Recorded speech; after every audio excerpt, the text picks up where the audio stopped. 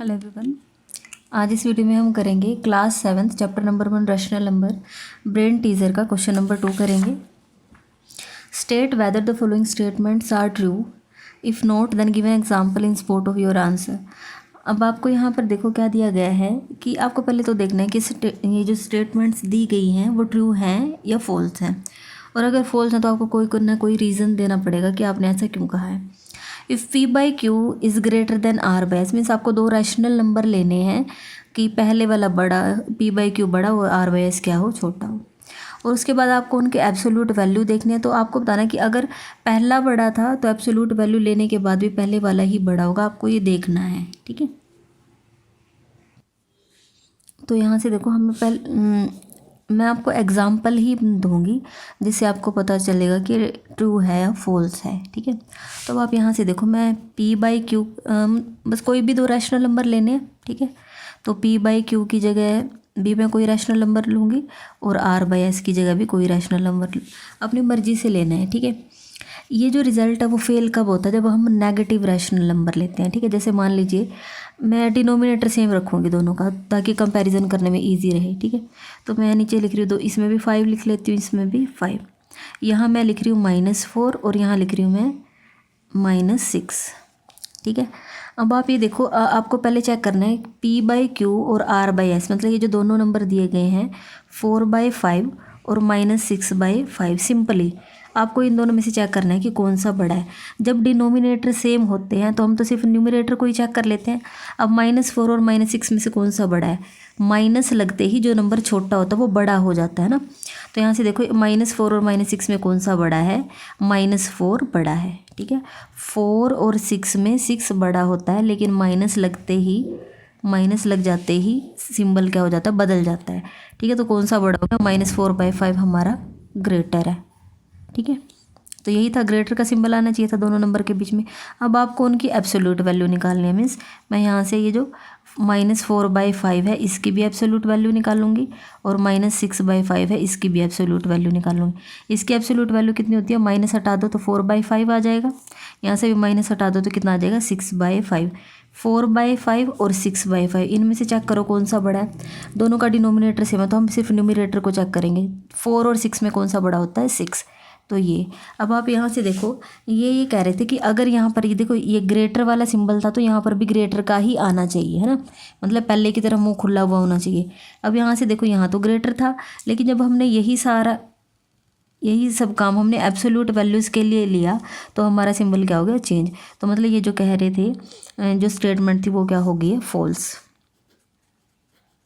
ठीक है, और ये इसका एग्जाम्पल, अगर फॉल्स थी तो हमें एक एग्जाम्पल देना था, तो एग्जाम्पल भी यही आ जाएगा इसमें। ठीक है, आपकी बुक में जो पीछे दिया गया है वहाँ शायद आपको रैशनल नंबर कुछ और मिलेंगे, यहाँ मैंने थोड़े अलग लिख दिए हैं, तो मीन्स आप एग्जाम्पल में तो कोई भी ले सकते हो।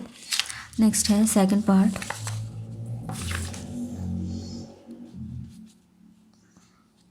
इफ़ मोड ऑफ इसको मोड भी बोलते हैं और एब्सोल्यूट वैल्यू भी दोनों बोल देते हैं।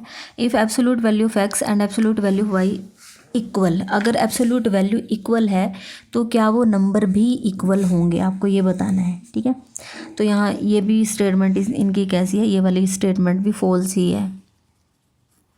ठीक है, स्टेटमेंट फॉल्स है। अब मैं कोई दो नंबर लेना चाहती हूँ। ठीक है, मैंने एक्स की जगह लिया, मर्जी से कोई भी नंबर ले सकते हैं, जैसे एक्स की जगह मैंने लिया 1/3। ठीक है, और y की जगह मैं ले रही हूँ -1/3। ठीक है, अब पहले मैं यहाँ x की जगह लिखती हूँ यहाँ पर 1/3 और y की जगह लिख रही हूँ -1/3। एब्सोल्यूट वैल्यू निकालो, 1/3 की एब्सोल्यूट वैल्यू भी कितनी आएगी, 1/3 ही आएगी, और -1/3 यहाँ से भी माइनस हट जाएगा तो यहाँ से भी कितनी आ जाएगी, 1/3। ये दोनों तो इक्वल है। तो यहाँ से देखा हमने दो नंबर ऐसे लिए कि उनकी एब्सोल्यूट वैल्यू निकालने के बाद एब्सोल्यूट वैल्यू तो कैसी आ रही है, इक्वल, बट एक्स की जगह जो हमने लिया था 1/3, हाँ जी यहाँ लिया था 1/3 और y की जगह लिया था -1/3, ये तो आपस में इक्वल नहीं है। तो कहने का मतलब ये हुआ कि अगर किन्हीं दो नंबर की एब्सोल्यूट वैल्यू सेम आ रही है तो ज़रूरी नहीं है कि वो नंबर भी आपस में इक्वल होंगे। हमें पता है, देखो एक्स वाई तो मैं कुछ भी ले लूँ, चाहे मतलब यहाँ पे माइनस प्लस किसी के भी आगे लगा दूँ, लेकिन एब्सोल्यूट वैल्यू लगते ही वो दोनों कैसे हो जाएंगे, पॉजिटिव में कन्वर्ट हो जाएंगे, है ना। तो इसका मतलब जब ये ऐसा क्वेश्चन अगर आपके पेपर में आए तो आपको याद रखना है वही नंबर दोनों जगह लेना है, 1/3 कुछ भी ले लो, 2/3 5/6 कुछ भी ले लो, दोनों जगह सेम लेना, बस एक पॉजिटिव रखना और एक नेगेटिव रखना, ठीक है। तो ये भी आपका कैसा था, ये भी फॉल्स था। थर्ड है if p/q is a non zero rational number in standard form. देखो क्या है, p/q is a non zero, zero नहीं है वो, ठीक है, याद रखना है कि आप ज़ीरो नहीं ले सकते हो। p/q is a non zero rational number in standard form, और वो स्टैंडर्ड फॉर्म में भी है। जैसे स्टैंडर्ड फॉर्म होती है तो माइनस कहाँ लगता है, ऊपर, तो मैं माइनस कहाँ लगा रही हूँ, ऊपर, मैंने लिखा 3/5, ठीक है। स्टैंडर्ड फॉर्म में है ना, ये माइनस ऊपर लगा हुआ है, और ये जितना कैंसिल होना था उतना कैंसिल भी हो चुके हैं।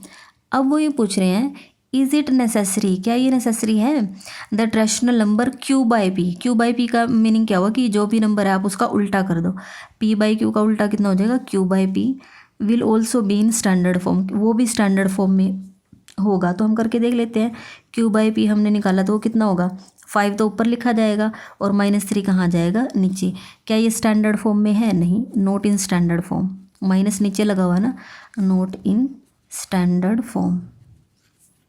तो ये आपकी स्टेटमेंट ये कैसी थी, फॉल्स, कि अगर p/q स्टैंडर्ड फॉर्म है तो अगर आप उसका उल्टा कर दोगे वो ज़रूरी नहीं है कि वो स्टैंडर्ड फॉर्म में हो, ठीक है। तो यहाँ पर आपका क्वेश्चन नंबर 2 हो गया। Next question number 3, represent 5 × 1/3 and -29 divided by 4 on a number line. अब आप यहाँ से देखो, पहले तो ये आपकी कैसे लिखी हुई है, मिक्स फ्रैक्शन है, ठीक है। इसको मिक्स फ्रैक्शन से इसको सिंपल में कन्वर्ट करो, 3 5 = 15, 15 + 1 होगा तो कितना हो जाएगा, 16 डिवाइडेड बाई 3। अब आप यहाँ से देखो, मैं इसको आपको जो शॉर्ट मेथड से कराया था उसी से ही कराऊंगी। आपको क्या करना है, ऊपर 16 है ना, देखो ऊपर 16 है तो आपके यहाँ पर 16 तक लिख लो। तो क्योंकि मुझे देखो 16 काफ़ी बड़ा नंबर है तो ये आपको काफ़ी ज़्यादा स्पेस चाहिएगा, तो यहाँ 0 से ही स्टार्ट, या जैसे -1 यहाँ 0 से ऐसे कर लो स्टार्ट, ठीक है। बीच में मत लगाना, फिर आपके पास इधर राइट साइड स्पेस नहीं रहेगा। 1 2 3 4 5 6 7 8 9 10 11 12 13 14 15 16 एंड 17। अब सबको कितने से डिवाइड करना है, 3 से, डिवाइडेड बाय 3, हर एक नंबर को 3 से डिवाइड कर देंगे।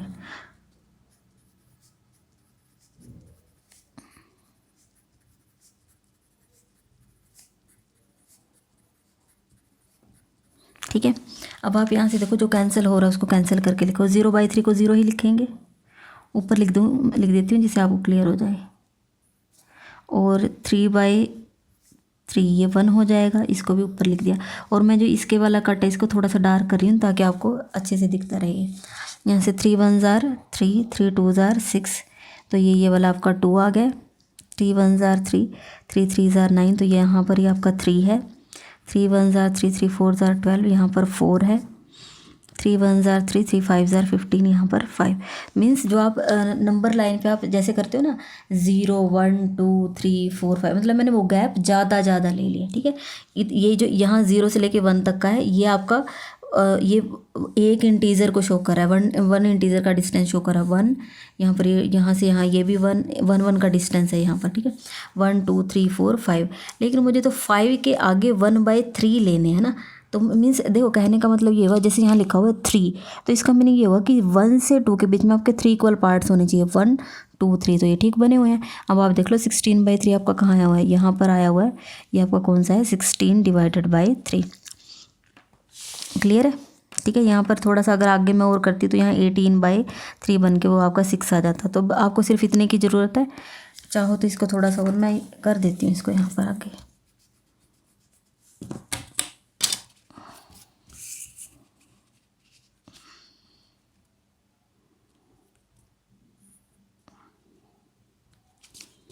ठीक है, ताकि आपको यहाँ दिखता भी रहे, थोड़ा सा और क्लियर हो जाएगा इससे। 17 18 डिवाइडेड बाई 3, 3 1 = 3, 3 6 = 18, ठीक है। तो अब आप यहाँ देखो 5 से 6 इसके 3 पार्ट होने चाहिए, 1 2 3 3 पार्ट्स हुए हैं, तो उसमें से जो पहला होगा है ना, जो पहला होगा 5 तो कंप्लीट हो चुके हैं यहाँ। 5 कंप्लीट होने के बाद 1/3 पार्ट और लेना है। 5 कंप्लीट हो गए तो 5 से 6 के बीच का 1/3 पार्ट, तो यहाँ तक का 1/3 हुआ ना, तो ये वाला नंबर हमारा कौन सा हो जाएगा 16/3, या फिर हम इसको लिख सकते हैं 5 × 1/3।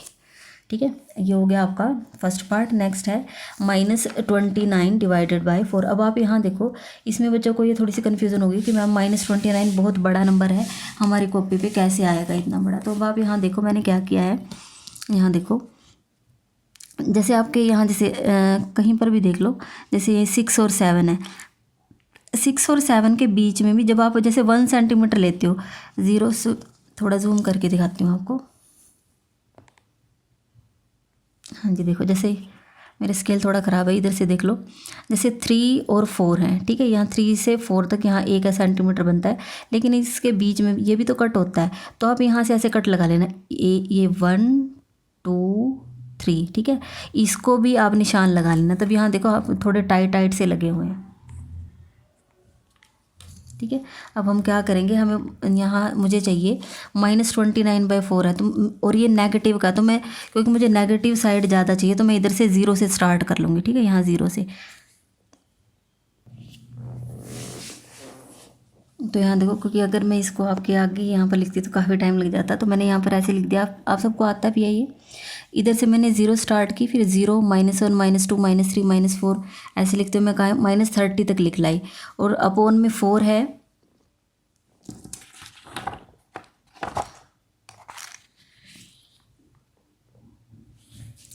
अपॉन में 4 था, तो मैंने सबके नीचे कितना लगा दिया, सबके बाय में क्या लिख दिया 4 4 4 4 4 लिख दिया, ठीक है। अब आपको पता है 0/4 क्या होता है, 0 होता है, -4/4 कैंसिल करेंगे 1, -8/4 कैंसिल करेंगे -2, -12/4 -3, मतलब जो 4 4 की टेबल वाले होते हैं वो कट जाएंगे। 4 4 = 16, 4 5 = 20, 4 6 = 24, 4 7 = 28। अब मुझे चाहिए था -29/4, तो आप ये देखो -29/4 कहाँ आया हुआ है, यहाँ पर आया हुआ है। आप इसको यहाँ ऐसे निशान लगा के बता दो, -29 डिवाइडेड बाय 4, ठीक है।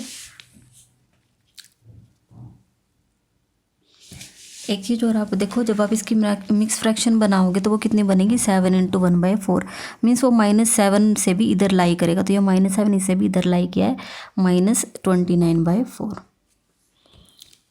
अगर वीडियो अच्छी लगी है तो वीडियो को लाइक करें, मेरे चैनल को सब्सक्राइब करें और अपने फ्रेंड्स के साथ शेयर ज़रूर करें। Thank you so much.